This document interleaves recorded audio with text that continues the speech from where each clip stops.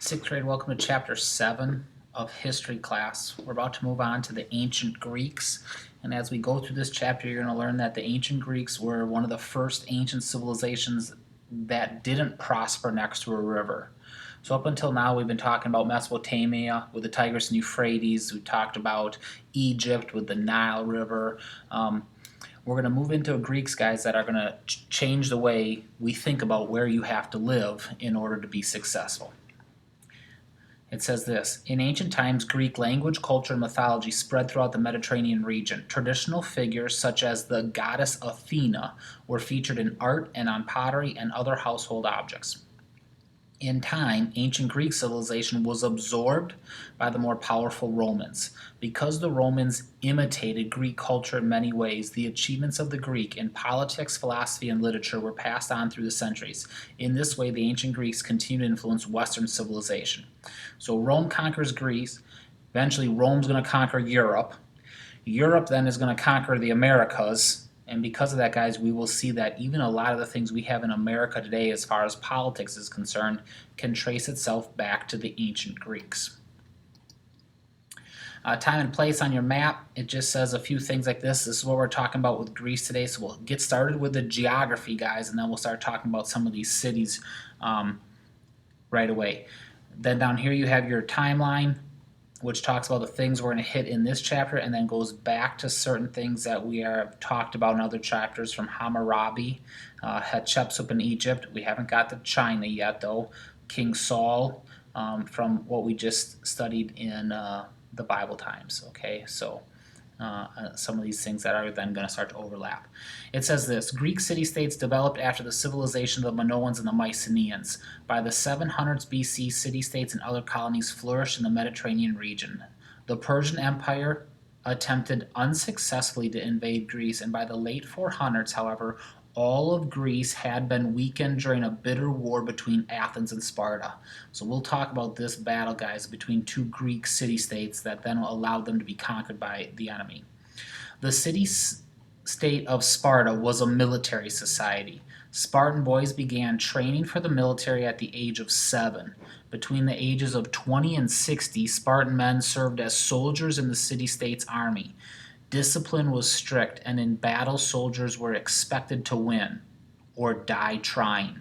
Sparta's differences from Athens made it impossible for ancient Greece to become a politically unified state. So, we're going to talk about the Spartans. They're military crazy. Their enemy is going to become Athens, which is more government, more democracy, more love of wisdom. So we start training the boys from a young age to be soldiers. From 7 to age 20, you learn how to be a soldier. From 20 to the age 60, you are a soldier. Now, guys, if I give my whole life to being a soldier, that means I, one, have to be paid for doing it. And that also means, number two, I'm going to have to figure out other people that are going to grow the food and make the products there. And so we're going to learn about all those things. Spartan girls learned sports such as throwing the javelin, wrestling, and running. Spartan women could own property and enjoyed more freedom than women in other city-states. This statue of a girl exercising is an example of the Spartan sculpture.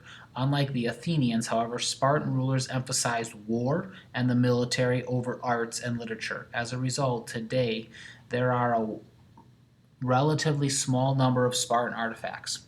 Okay, Spartans believed real simple: if we have strong women, they'll give birth to strong kids. So women were, played their role in developing the military by giving birth to strong kids. Let's get going on lesson 1. The rise of the Greek civilization. We're trying to answer this question: how does geography influence the way people live? So we're back to the normal pattern of what the first lesson is, looking at the land. It says the early Greeks developed important settlements, trade routes, and political ideas in the Mediterranean region. You got your notes ready to go, and we're starting right from the beginning with number 1. Greece was the first civilization to develop in Europe and the westernmost part of Asia. In other early civilizations, people settled in river valleys that had rich soil. Greek civilization began in an area dominated by mountains and seas. So guys, please notice the difference that we're going to talk about. If you flew over this region today, you would see rugged landscapes and beautiful seas. The Greek mainland is on the southern part of Europe's Balkan Peninsula. Number 2, this is known as the Balkan Peninsula as we zoom out and get all of Europe with it. A peninsula is a body of land with water on 3 sides. Far to the east of the Greek mainland is another peninsula called Anatolia. It is part of present-day Turkey. So guys, this is Anatolia. In the Bible and in your book right now, it's known as Asia Minor. Today it's known as Turkey. Turkey is actually a unique country that's mostly this way and also has the tip and goes on to here as well, okay? Between these two land areas is the dazzling blue waters of the Aegean Sea. The Aegean Sea is part of the larger Mediterranean Sea, number 3 in your notes. There are hundreds of islands in the Aegean Sea. They look like stepping stones between the Greek mainland and Anatolia. So guys, if you study the book of Acts and the Apostle Paul, he travels through this setting up his churches. And lots of times they'll have islands mentioned that he bounces off of as he goes from the Greek mainland to the Greek mainland to then back over here to Israel. But he bounces off of these islands, guys. So there's hundreds of islands all over here. Okay. The Greeks traded goods and ideas between islands and along the area's coastlines. Today, many Greeks fish and trade for a living, much as the ancient Greeks did before them. Other ancient Greeks settled in farming communities. These settlements began on narrow, fertile plains that ran along the coast and between the mountains. In the area's mild climate, farmers grew crops of wheat and barley, staple crops that you can grind into grain, and olives and grapes, number 4 in your notes, guys. They also raised sheep and goats. So not major cows and cattle like that because they need more grass. The rugged terrain supports goats and sheep. Greece is very well known for its olives. And so you think about biblical times with the olive oil, guys, a lot of that's coming out of Greece. This is one of what we would call their cash crops, where they have enough of it that they can sell for money. Even though some Greek communities were near the sea, others were far from the coast. Inland communities were separated from each other by rugged mountains and deep valleys. As a result, communities in many parts of ancient Greek became fiercely independent, number 5 in your notes. They came to think of their communities almost as small, separate countries. So that's something to keep in mind. We're like, okay, Athens and Sparta, you're 2 cities. Why are you fighting each other? You got to think of them kind of as their own country, their own little region here in the piece of land that they live on. All right? Greek myths describe an early civilization that developed on Crete, this island, guys, an island southeast of the Greek mainland. About 1900 BC, a British archaeologist named Arthur Evans discovered a site on Crete called Knossos. He unearthed the amazing palace of a legendary king named Minos. So you got number 6, guys. Keep these people, the archaeologists, straight. We're going to get another one today as they go through this so you can see the palace that we unearthed like this. Evans concluded that Minos and his family lived in the palace. The palace had numerous rooms that were connected by twisting passageways, number 7 in your notes. Some of these rooms were used to store oil, wine, and grain. Other rooms were workshops where people made jewelry, vases, and statues. There were even bathrooms in the palace. Okay, yes, true. But please don't think they had running piping water like we do today where I can flush a toilet, okay? So there could be water running through it, but it's more like creating a downhill stream. An ancient people called the Minoans built the palace of Knossos. The Minoan civilization was the first to develop, number 8 in your notes, in the Aegean region, but they were not Greeks. Their civilization lasted from about 2500 BC to 1450 BC. Okay, now guys, please notice this when we use the word myth and we use the word legendary. You obviously have dug things up, so there's facts behind it, but there's also some myth stretches of truth we think that go along with it. Trade was an important economic activity for the Minoans. They built ships using the wood from Crete's forests of oak and cedar trees. The Minoans sailed to Egypt and Syria. There they traded pottery and stone vases, number 9 in your notes, for ivory and metals. Minoans Ships also patrolled the eastern Mediterranean Sea to protect Minoan trade from pirates. So you gotta always smile. Anytime you're making money on shipping, there's gonna be people that make money on stealing. So pirates was a problem way back thousands of years ago. It was a problem in the Americas hundreds of years ago. It's a problem in the world still today that we normally don't think of. But piracy is a major problem in the world today that our U.S. Navy spends a lot of time working to keep safe as they work through that.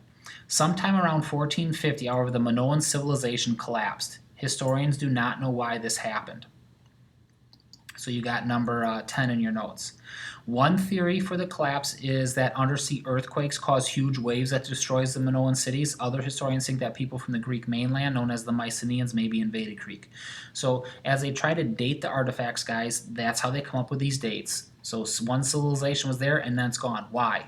They just use their logic. Hey, maybe a tsunami wiped them out. Maybe somebody invaded and killed them. It's just using common sense, guys, of the region to be able to make their claims. About 2000 BC, the Mycenaeans left their homeland in Central Asia. They moved into mainland Greece. There, they gradually mixed with the local people and set up several kingdoms. Little was known about the Mycenaeans until the late 1800s. That was when a German archaeologist named Heinrich Schliemann discovered the ruins of a palace at Mycenae. He named the people of this civilization the Mycenaeans. So guys, if I go back to the map here, you can see the Minoans there, and then you can see Mycenae up here. So they came out of Central Asia. They would probably travel over here down the Greek mainland and eventually settled here. And now some people say, and then they went and took over the Minoans. Okay.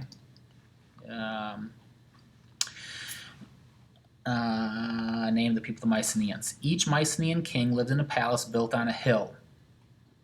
So you got number 11 with coming out of Central Asia. You got number 12 with the city of Mycenae, and now you're on number 13. They built it on a hill.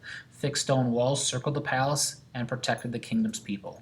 Nobles lived outside the walls on large farms called estates, and workers and enslaved people who farmed the land lived in the villages on these estates. So you got your main thing on a hill surrounded by a wall, then you have your big plots of land outside it, and then you have your small little huts living on those big plots of land that are doing all the work.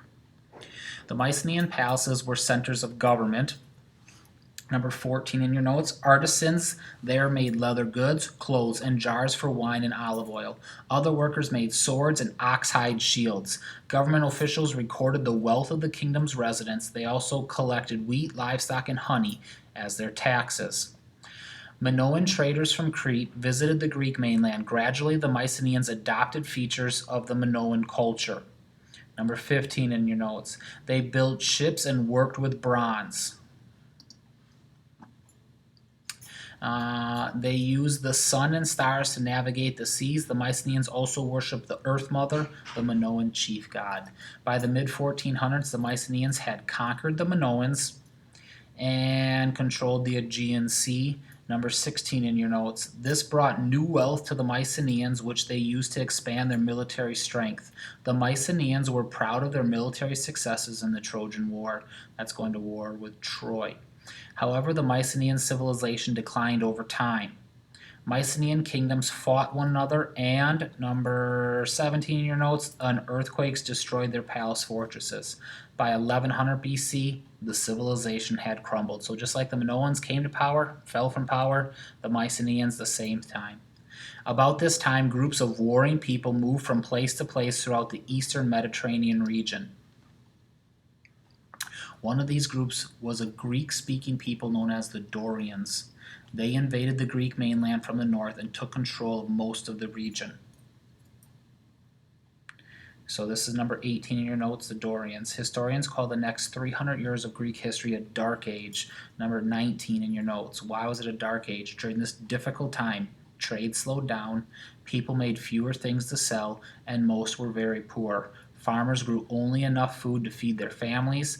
Many people also stopped writing, 19A in your notes, and keeping records. So guys, we call it the dark ages when we go backwards in what we should be doing. We're not trading, we're barely surviving, we're just concentrating on living, and we don't have a lot of records and writings left for it because people just weren't doing it. They were worried about staying alive. They weren't worried about writing down literature and things like that. Okay, in Greece though, several positive developments also happened during this time. Dorian warriors introduced iron weapons and the skill of iron making. Iron weapons and farm tools were stronger and cheaper than the bronze ones used by the Mycenaeans. As the Dorians pushed into Greece, thousands of people fled the Greek mainland. They settled on the Aegean Islands and the western shores of Anatolia. So we're spreading the Greek culture, guys, but the biggest thing is they're learning how to work with iron. By 750 BC, many descendants of the people who ran away returned to the Greek mainland. They brought back new ideas, crafts, skills. Small independent communities developed under local leaders who became kings. These people called themselves the Hellenes or Greeks. So we're going to talk about the Hellenistic culture, guys. It's just what they used to name this area, okay, the Greek people. Farmers in these, that's number 20 in your notes. Farmers in these communities grew more food than their families could use. The Greeks traded their surplus food with each other and with neighboring peoples, such as the Egyptians and the Phoenicians. As trade increased, a new need for writing developed. The Greeks adopted an alphabet from Phoenician traders who sailed from the Mediterranean coast. The Greek alphabet had 24 letters, which was number 21 in your notes, and represented different sounds. It greatly simplified reading and writing in the Greek language. Record keeping became easier. Soon people wrote down the tales that had been told them by bards. Bards are a storyteller, okay? So William Shakespeare is known as the greatest bard of all time. He's simply a really good storyteller, guys. So it used to be oral tradition, now we're getting written tradition. Previously, these tales had been passed down from generation to generation orally. Now they could be finally kept in written form. So you got the development, guys. This is the Greek language today, still used a lot. You might hear some of these terms tossed out there, and then obviously even moved on to the English that we use today. Alphabet, obviously very important, that come from the Phoenicians. Into the Greeks, Greeks to Romans, Romans to Europe, Europe to us. Awesome. We're going to pause there for today. Have a good one.